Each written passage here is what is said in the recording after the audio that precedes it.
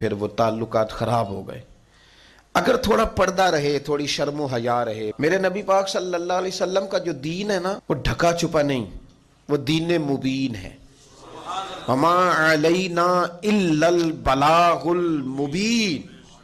یعنی بیان کرنا ہے تو کوئی چیز چھپانی نہیں، صحیح صحیح کھول کے بیان کیا حضور نے دین کو، یعنی ہر چیز آپ کو بتائی۔ دین نے آپ کو